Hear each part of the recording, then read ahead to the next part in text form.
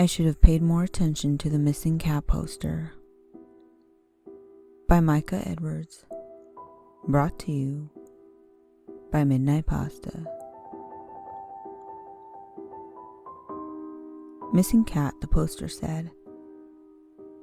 It had a black and white picture of the cat in question, a generic-looking animal with mottled fur and a bored expression. It listed the cat's name and description and gave a phone number to call.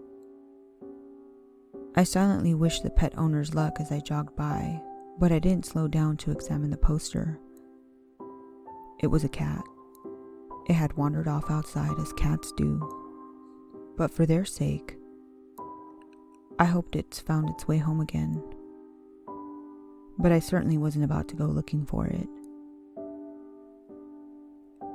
I was home toweling off in the bathroom when my wife Irene said something through the door.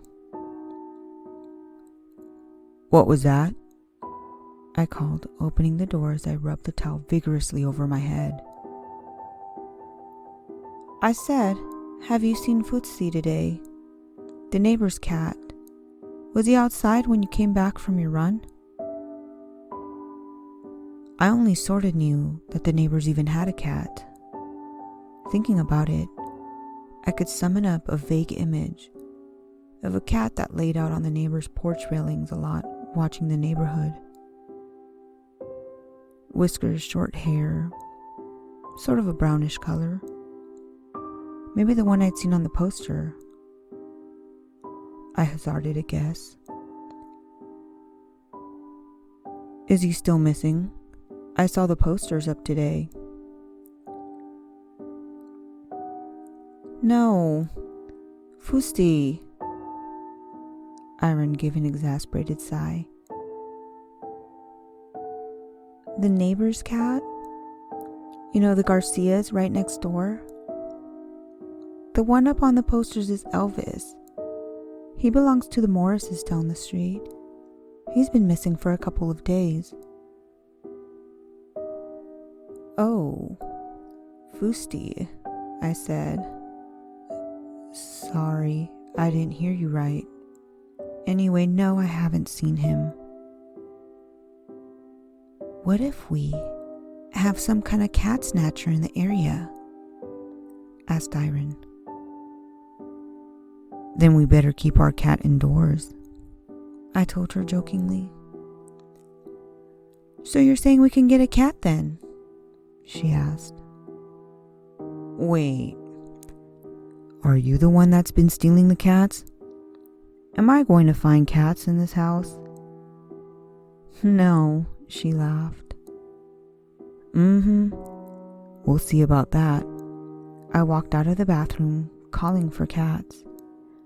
"Footsie? Footsie, are you here? Elvis, meow if you can hear me." "What's going on?" My son, Aiden's voice piped up from upstairs. "Your mother's a catnapper, and we have to stop her heinous crimes," I told him. Irene smacked me playfully in the arm. "What's heinous mean?" "It means your father is silly and it's dinner time. Wash your hands and come set the table," said Irene. Aiden disappeared down the upstairs hallway. "You can't distract me with food. I'll find where you've put those cats," I told Irene. She ignored me entirely, which was a very reasonable response. That was Monday. "Missing dog," the poster said. It had a color picture of the dog in question. A big yellowish mutt with a goofy-looking smile on his face. I recognized him, though I couldn't have told you his name. He was often out in his backyard when I was jogging, barking through the fence and wagging his tail. I like to think that he was happy to see me. I did stop to read this poster.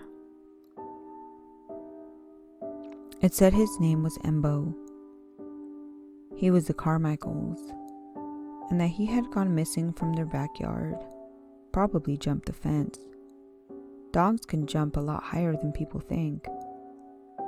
They mainly stay in yards because they understand what the fence represents. But if they see something they want badly enough on the other side, they'll go over. I felt badly for the Carmichaels. They had a son named Scotty who was in Aiden's class at school, and who was doubtless torn up over his missing dog. He was probably spending the evening out looking for his dog, hoping to find him. I hoped he found him alive. Cars drive faster through our neighborhood than they really should, and things could easily end badly for a dog darting out into the street. Or maybe there really was something going on, like Iron had suggested. 3 pets missing in just a few days? That did seem suspicious. Why someone would be kidnapping random suburban pets was beyond me. But people do strange things all the time. It wasn't out of the question. I was suddenly glad we'd never gotten a pet. Movement behind a nearby brush caught my eye. A flash of something dark moving suddenly. "Embo?" I called, moving slowly towards the brush. "That you, buddy?" The shape had been about the right size for Embo, but the wrong color.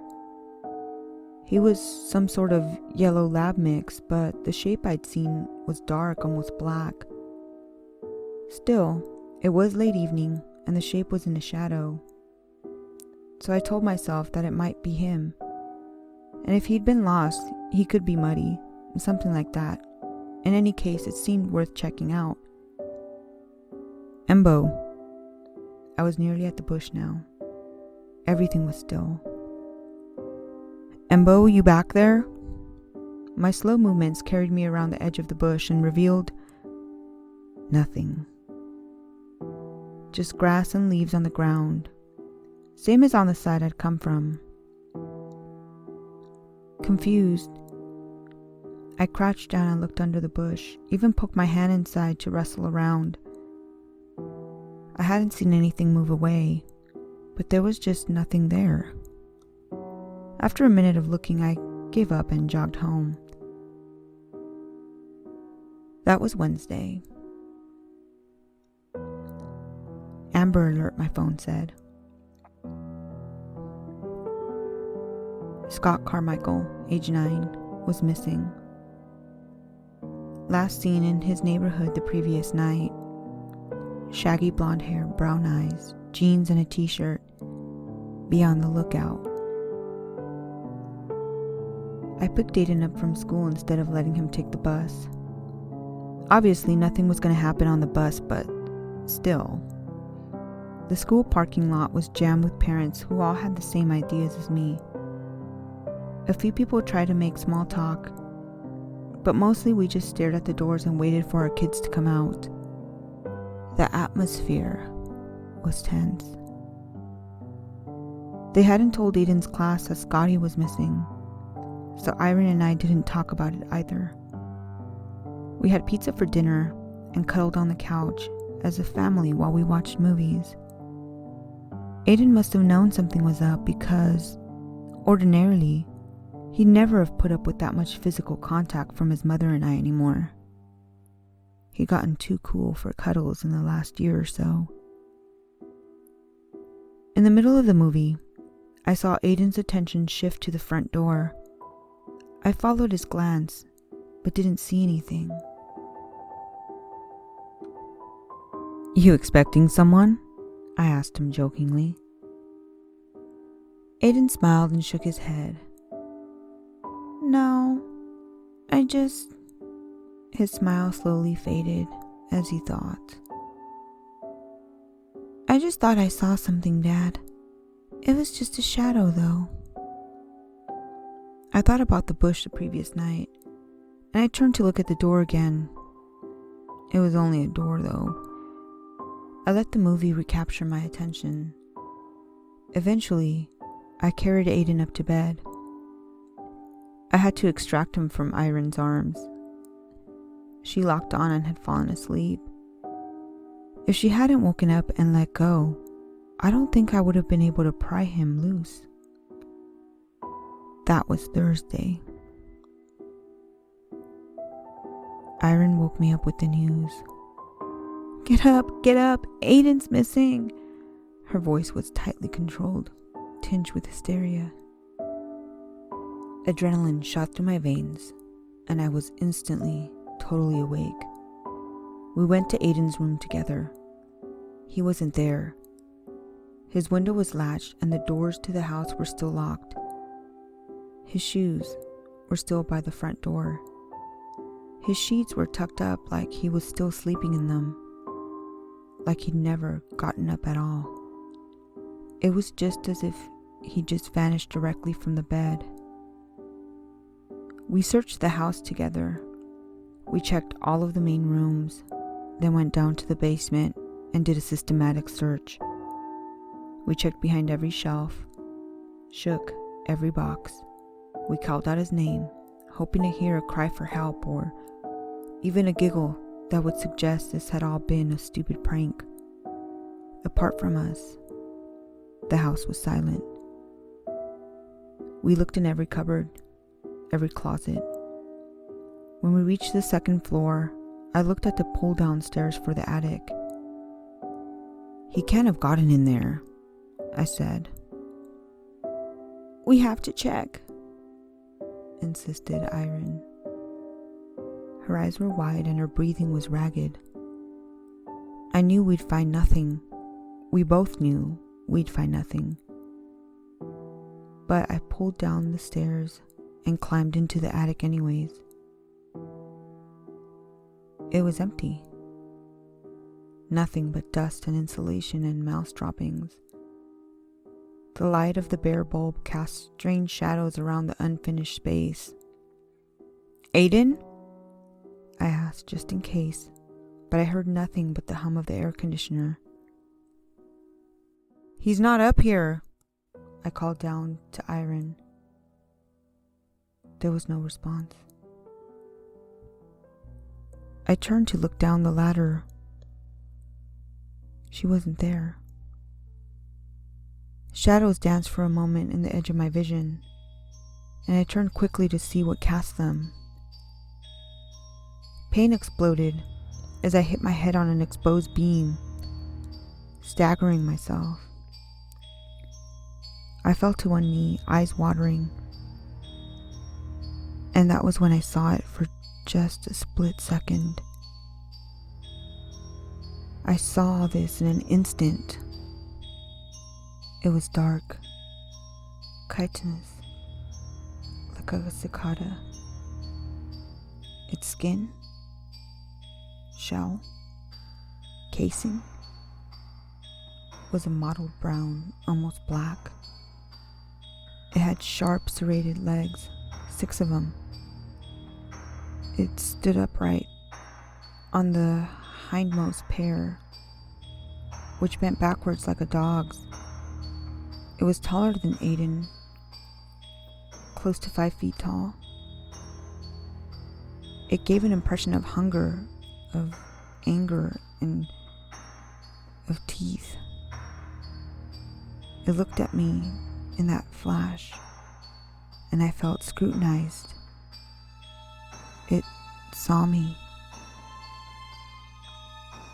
Then it was gone. A millisecond later, seen only through sharp pain and watery eyes. I could believe I had imagined it, except that Iren was gone. No stain, no blood, no sign, just absence. Aiden too, and Scotty, and Embo, and Elvis, and Fusti, all taken, all gone. I scrambled through the attic to where it had stood. Nothing marked its presence. No dust had been disturbed by its passage. But Iren and Aiden had been sliced from the world. All trace of them as gone as the creature I'd glimpsed. I stumbled down the stairs and made my way outside, somehow believing that perhaps they had only been taken from the house, that they were not outside our world but simply outside. What I found there only made things worse. The neighborhood was alive. People ran from their houses and were gone in mid-step.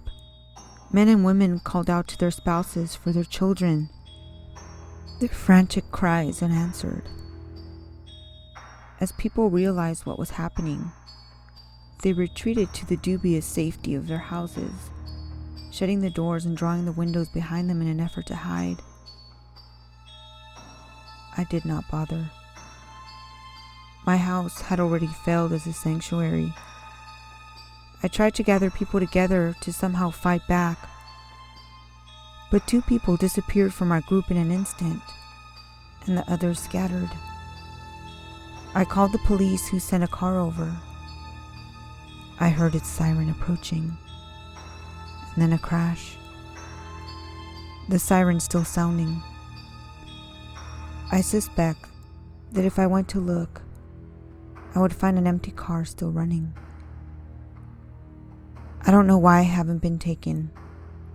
I don't know what they want. I don't even know how many there are. I haven't seen any since the attic. Only ideas of movement, glimpses at the edge of vision, and the absences which speak to their present. I've given up. I can't think of anything else to do. Nothing but sit here and wait. I can almost see their flickers behind me. I won't look. I don't know the game, but I won't play it anymore. I love you, Aiden. I love you, Iron. I hope it didn't hurt.